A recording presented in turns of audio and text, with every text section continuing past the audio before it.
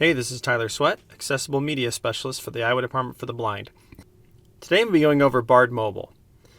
A lot of it's going to be going over the settings in BARD Mobile to make sure you're using it to its full advantage, and also any troubleshooting. And so a lot of the troubleshooting is going to be some of the main issues that people have when they call the department when dealing with BARD Mobile. So if you are not a patron of our library, you need to do that first, and then you have to sign up for BARD. I'll link the videos on how to sign up for BARD in the description, as well as put it in this video, just so if you aren't a member, then you can get signed up to have access to this. So the nice thing about BARD Mobile is that it downloads directly onto the phone. You don't have to have cartridges, like for BARD Express or anything like that. It can go directly onto your phone. They have audiobooks or Braille books. When you first open it up, it's going to put you in bookshelf mode. Here it's going to have anything you've downloaded onto your device. So I have one audiobook, I have one Braille book, and then help is like the help guide. So then from there, we have Get Books, which is where you search for books from most popular to previous downloaded and just anything. You can also go to the BARD website if you're searching for a specific title. Then we get into settings. This is the main area that I want to kind of focus on, just to make sure that you're using it correctly. So within audio settings, you have your standard speed. So this would be the speed that it would be set at when you get into the book. So if you always liked it at 150%, then you could change it to 150% so that when you opened a book, it would automatically be in that speed. And same with tone. You can go up or down to change it what you'd like.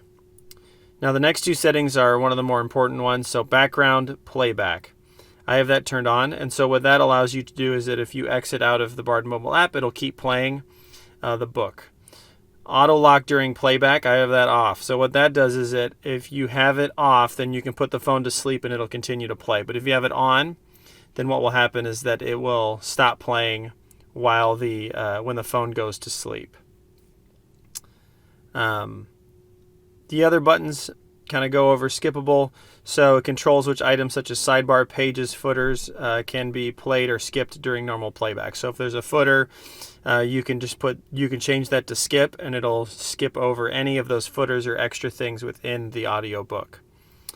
And then the next setting, so we go back, I want to go to Braille and display settings. So if you are using this to read Braille books, there's a couple different things you can do. So there's the Braille reflow, make sure that's on, and your Braille display length. So really make sure that you know how many cells your Braille device is. So that's really important to set that to the correct one. And then if we keep going down, it's Braille auto scroll. So that means that you don't have to click on the Braille device to keep the book moving. It'll automatically scroll. And you can set that time and time per character down below on the next two settings. And so that's up to you. And anytime, let's say you really mess this up, usually at the bottom of all settings, there's a restore default button, which if you select that will then put it back to the settings that it was on back when you originally downloaded the app. So then if we go to now reading, the buttons on here are based off of the cartridge readers that you get as being a patron. So they look the same and they read the same as far as that goes.